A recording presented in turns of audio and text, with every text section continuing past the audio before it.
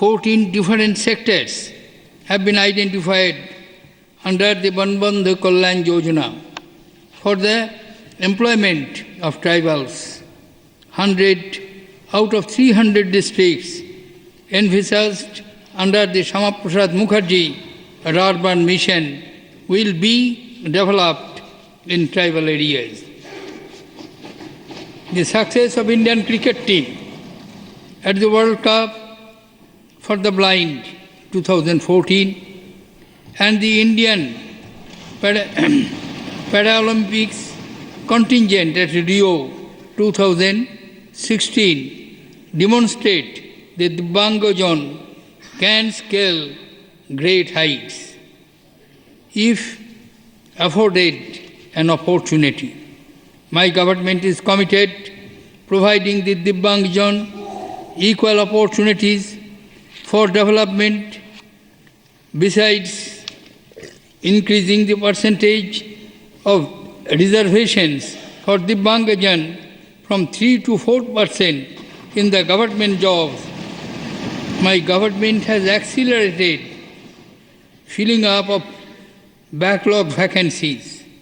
Over 6 lakhs Divyangjan have so far benefited from 47,000 special assistance camps organized across the country since May 2014. Honorable members, the Sugamya Bharat Abhiyan is improving accessibility of the Divyangjan at public places. For the first time, speech and language disability and specific learning disability have been included in the Rights of Persons with Disabilities Act 2016. A common sign language is being developed for the entire country. The Nirama Swasth Bima Yojana provided Divyangjan effectively affected by autism, cerebral palsy, mental retardation, and those with multiple disabilities a health insurance cover of up to 1 lakh rupees. Like the strings of sitar, which produces different notes, but come together to create a beautiful melody. People professing of different faiths and religion constitute the spirit of India and contribute to the strength of the nation. The courage and sacrifice of Baba Bande Singh Bahadur, whose 300th martyrdom anniversary, spirit of fear and the spirit of selfless service of Mother Teresa, who was canonized recently, inspire us in equal measures. My government has taken several measures to ensure that the aspirations of the people from all communities are fulfilled, and a more focused approach has been taken towards inclusive development of the notified minority community, namely Muslims, Christians, Buddhists, Sikhs, Parsis and Jains. While scholarship and fellowship schemes have encouraged their educational employment, skill development schemes like Shekho or Kamao, Ustad and Nai Manzil have enabled their economic empowerment. Honorable members, just as all the drops of rainwater and streams converging in one ocean, all the policies of my government converge for the welfare of the poor deprived and the underprivileged.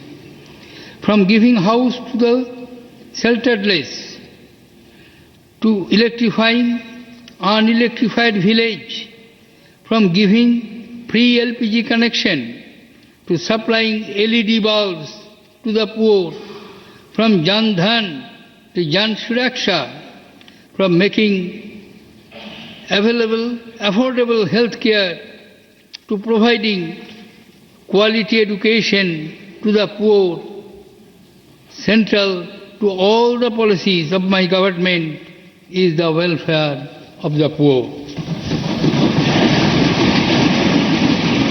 Balanced and equitable developments of all regions, vital to India's progress. Under its proactive, activist policy, my government is focusing on reducing the isolation of the eastern region and northeast by improving connectivity through road, rail, telecom, power and waterways. Honorable members, my government has started Pradhan Mantri Urja Ganga with the execution of 2,500 kilometers long Jagdishpur, Haldia, Bokaro, Dhamra National Gas Pipeline Project, with an investment of around rupees 12,000 crore, 12,500 crores. This project will cater to energy requirements of 5 states covering 40 districts, 2,600 villages. The project will also lead to the revival of 3 large fertilizer plants, industrialization of more than 20 cities, and the city gas network development in 7 cities. My government sees the northeastern states as the Ashtalakshmi, that they can take India to new heights. The northeast is the gateway to Southeast Asia. We are opening up road and rail route to our neighboring countries to boost the economic development of the region. To ensure unhindered support and development of northeastern states, my government is continuing with the special dispensation that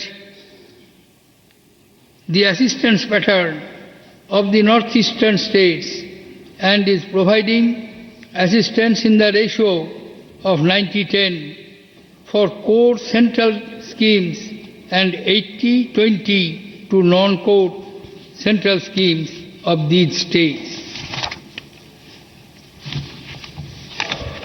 Honorable members, by the end of the year, all meter gauge tracks in the northeastern states will be converted into broad gauge.